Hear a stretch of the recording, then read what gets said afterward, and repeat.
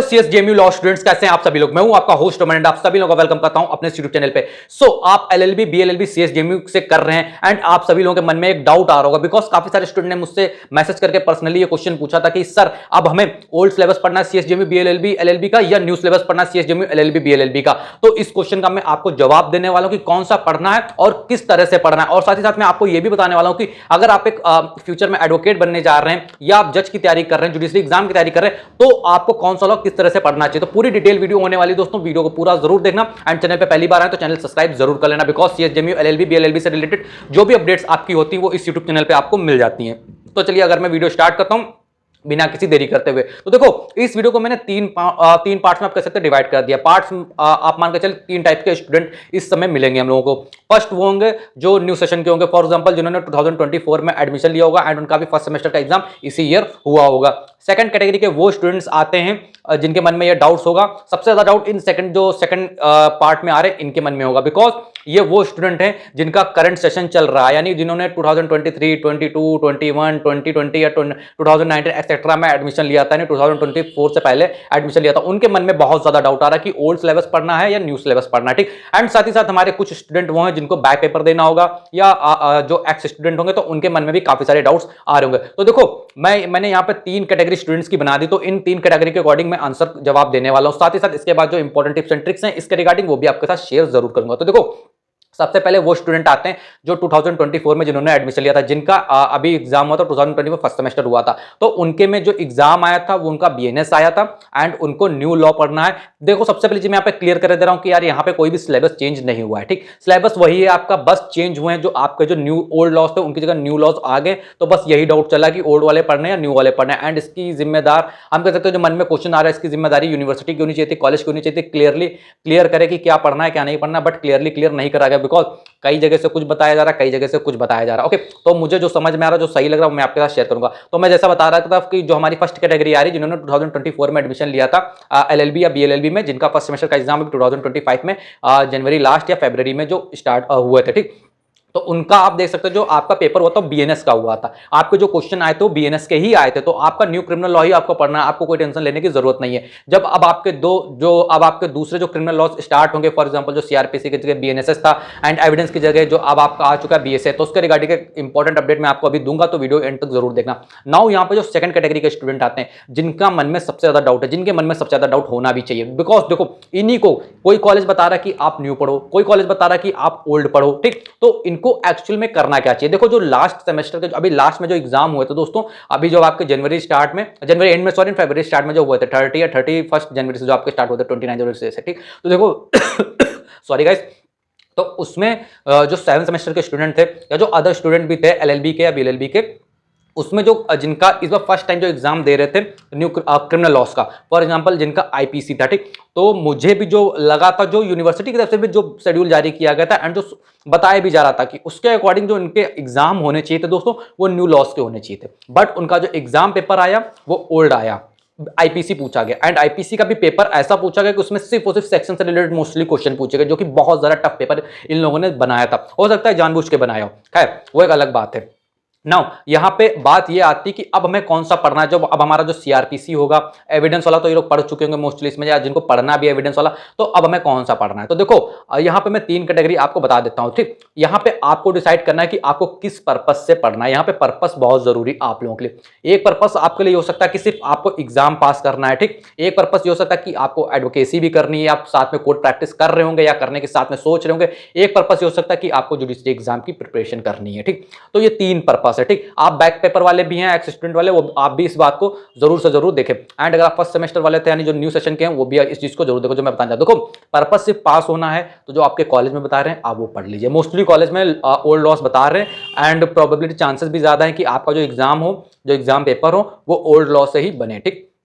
जो जिनकी बात में सेकंड टाइप के जो स्टूडेंट की जिनकी मैं बात कर रहा हूं, ठीक, जिनका इस बार 9 सेमेस्टर हो सकता है, 7 सेमेस्टर सॉरी 8 सेमेस्टर हो सकता है एंड 4 सेमेस्टर हो सकता है, इस टाइप से। एलएलबी 4 सेमेस्टर हो सकता है एंड बीएलएलबी 8 सेमेस्टर हो सकता है, जिनमें एंड बीएलएलबी 6 सेमेस्टर की भी मैं बात कर रहा हूं। तो जिनके में क्रिमिनल लॉज है उन स्टूडेंट्स की मैं बात कर रहा हूं, तो आप लोग इस चीज को जरूर ध्यान रखना। एंड आप लोग क्या कर सकते हैं, अगर आपका पर्पस सिर्फ और सिर्फ एग्जाम पास करना है तो आपको जो बताया जा रहा है आप वो पढ़ लें, ओल्ड लॉ पढ़ना है ओल्ड लॉ पढ़ लें, ठीक, कोई इशू नहीं है। ठीक, नाउ यहाँ पे पर्पस, कुछ स्टूडेंट ऐसे हैं जो बहुत ज्यादा कैरियर को लेकर सीरियस है, जिनका मोटिव सिर्फ पास होना नहीं है, ठीक, उनके लिए क्या करना चाहिए। देखो, आपको अगर जज बनना है, आपको अगर एडवोकेट बनना है, या आप प्रैक्टिस कर रहे हैं, तो जाहिर सी बात है फ्यूचर में आपके लिए न्यू लॉज ही आने चाहिए। मुझे नहीं समझ में आ रहा कि यूनिवर्सिटी ने किस पर्पस से आपको ओल्ड लॉ पढ़ने के लिए कह दिया। हाँ, एक बार में जो एक्स स्टूडेंट है या बैक पेपर के स्टूडेंट, उनका मुझे समझ में आता है कि हाँ ठीक है, बट जो न्यू स्टूडेंट हैं उनको तो एटलीस्ट न्यू लॉज ही पढ़ाने चाहिए, बिकॉज जो फ्यूचर में काम आएंगे उनको वो न्यू लॉज आएंगे। पुराने लॉज, अगर आप फॉर एग्जांपल मैं आपसे बात कर रहा हूं, आप अभी पढ़ लीजिए सीआरपीसी पढ़ लीजिए, आप एविडेंस पढ़ लीजिए, क्या वो आपके काम आएंगे? वो सेक्शन जो आप याद करेंगे वो आपके काम आएंगे जुडिशरी में? आप जुडिशरी का एग्जाम करेंगे फिर से पढ़ना पड़ेगा, चलो फिर से पढ़ना पड़ेगा, फिर वही मेहनत करनी पड़ेगी। एक बार सेक्शन आप याद करेंगे दोबारा वही मेहनत करनी पड़ेगी।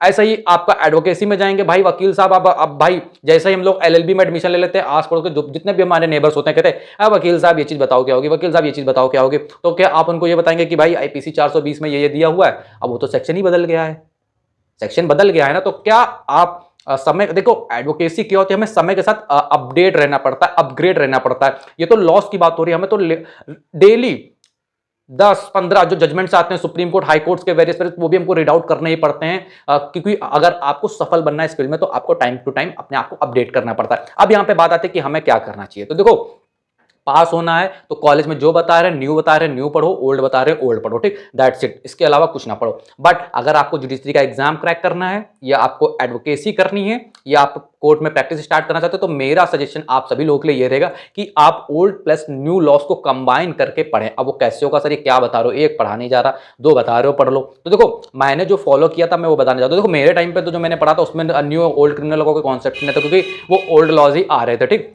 लेकिन मेरे टाइम पे जो सीएसजेएमयू में था वो प्रॉब्लम ये हो गई थी, जो आपका यूपी रेवेन्यू कोड है एंड जो आपका इंसॉल्वेंसी एंड बैंकरप्सी कोड जो है आपका, हाँ, वो आपके ओल्ड लॉस पूछे जा रहे थे एग्जाम में उस टाइम पे। बट उस टाइम पे currently new laws already existence में थे, न्यू लॉज चल रहे थे, ओल्ड का कुछ ओल्ड पूछ रहे थे। तो मैंने क्या करा था, ओल्ड प्लस न्यू लॉ को कंबाइन करके पढ़ा था, ताकि भाई कुछ भी आ जाए मेरे को कोई टेंशन नहीं, मुझे एग्जाम में अच्छे मार्क्स लाने और मैं अच्छे मार्क्स लेके भी आए। तो आपको एक स्ट्रेटेजी बनानी होगी। देखिए, फॉर एग्जाम्पल मैं आपको शेयर कर दे रहा हूँ, मैंने बनाए भी है, मैंने बीएनएसएस के नोट्स अपने बनाए भी है, प्रिपेयर भी करे। तो देखो क्या करना होगा, सबसे पहले आपको क्या करना होगा कि आपको एक चार्ट बना लेना होगा कि ओल्ड लॉस के एंड न्यू लॉस के जो सेक्शंस हैं वो आपको एक जगह लिख लेने हैं, ठीक। नाउ इसके बाद क्या करना होगा आपको इसके बाद ये करना होगा कि भाई old law, for example CrPC and जो आपका नया कानून है भारतीय नागरिक सुरक्षा संहिता बीएनएसएस, इसमें क्या क्या चेंजेस हुए, इन चेंजेस को पहले आपको लिख लेना होगा एक पास। अब ये दो काम आपके हो गए, ठीक। अब आपका तीसरा काम होगा कि कौन से चैप्टर्स कहां पे गए, तो नहीं चैप्टर्स का भी तो यार आगे पीछे हुए होंगे, तो वो कैसे करना होगा, उनको आपको फाइंड आउट करना होगा, ठीक। साथ ही साथ दोस्तों जो प्रोविजन है, देखो प्रोविजन ज्यादा चेंज नहीं हुए।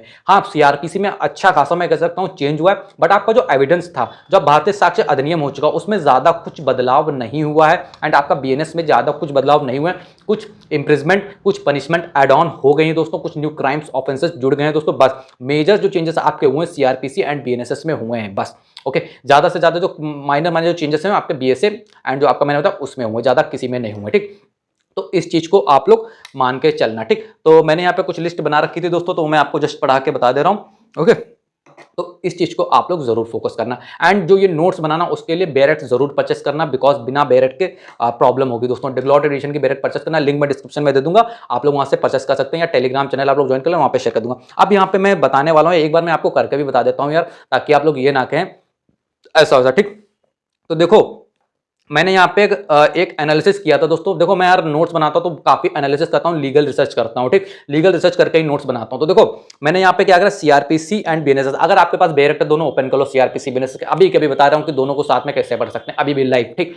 तो देखो क्या करना है, सीआरपीसी के आप देख सकते हैं चैप्टर 1 2 3 4 5 6 7, चैप्टर सीआरपीसी के 1 2 3 4 5 6 7 जो चैप्टर में दिया हुआ है, सेम यही चैप्टर 1 से 7 तक बीएनएसएस में भी यही चैप्टर्स दिए हुए हैं। अब चेंज कहां से स्टार्ट होता है, चैप्टर सीआरपीसी का 7A था, वहां से जो बीएनएस का है वहां से चेंज स्टार्ट होता है। तो मैं अगर अब आपसे बात करूं सीआरपीसी का चैप्टर 7A से चैप्टर 21 तक, जो सीआरपीसी का 7A से 21 तक आप अब बीएनएस खोलेंगे तो आपको क्या करना है, 7A में बस एक ऐड करना, एक ऐड 8, जो 7A में था वो 8 में है बीएनएस में, जो सीआरपीसी के 8 चैप्टर में था वो बीएनएस के 9 चैप्टर में है, जो सीआरपीसी के 9 चैप्टर में था वो बीएनएसएस के 10th चैप्टर में है। तो इस तरह से मैंने कुछ एनालिसिस दोस्तों करा हुआ है दोस्तों, हर एक चैप्टर के अकॉर्डिंग जो जिसका जिसका बन सकता है। तो इस तरह से दोस्तों कुछ चार्ट्स वाले नोट्स मैंने बनाए हैं। तो तो इस तरह से आप लोग भी पढ़ सकते हैं। बट अगर आपको कोई प्रॉब्लम आ रही तो दोस्तों मैं फर्स्ट टाइम अपना दोस्तों वीडियो कोर्स लॉन्च करने की सोच रहा हूं दोस्तों, जो कि क्रिमिनल लॉस का आएगा। नो डाउट दोस्तों, जो आपके कॉन्स्टिट्यूशनल लॉ, जो अदर लॉज हैं आपके, फॉर एग्जांपल मैं अभी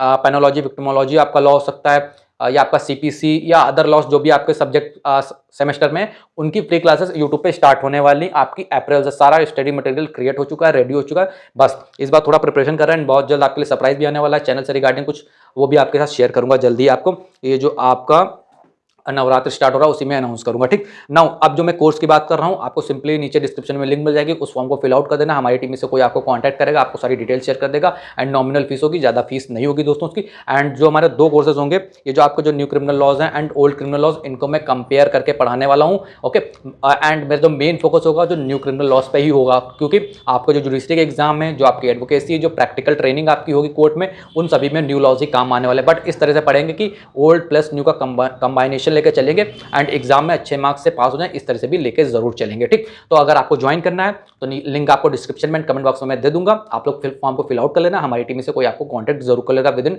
48 आवर्स, ओके। तो गाइस वीडियो कैसी लगी, आई होप मैंने आपके डाउट्स क्लियर करे होंगे दोस्तों। एंड अगर आपके कोई भी डाउट्स रह जाते हैं तो आप कमेंट बॉक्स में जरूर बता देना। एंड हाँ दोस्तों, आपका जो एग्जाम से रिलेटेड आपके नेक्स्ट सेमेस्टर के एग्जाम कब हो सकते हैं एंड आपका रिजल्ट कब आ सकता है, उसकी इन्फॉर्मेशन 1 से 2 दिन में आपके साथ शेयर करने वाला हूँ, बहुत जल्द आपके साथ शेयर करने वाला हूँ। तो उसके लिए आप जरूर वेट करना एंड कमेंट करके बताना वीडियो कैसी लगी। थैंक यू सो मच दोस्तों, वीडियो देखने के लिए आप सभी लोगों का बहुत बहुत धन्यवाद। एंड एक चीज याद रखना दोस्तों, नए रूप में दोस्तों हमारा चैनल आ रहा है, एंड कमिटमेंट करके जा रहा हूं कि ये जो 2-3 लॉज बताएं, इसके अलावा सारी फ्री क्लासेस आपको यूट्यूब चैनल पे प्रोवाइड कराने वाला हूं, हिंदी एंड इंग्लिश दोनों लैंग्वेज में, ओके। तो चलिए वीडियो को यहीं पे एंड करो। थैंक यू सो मच दोस्तों।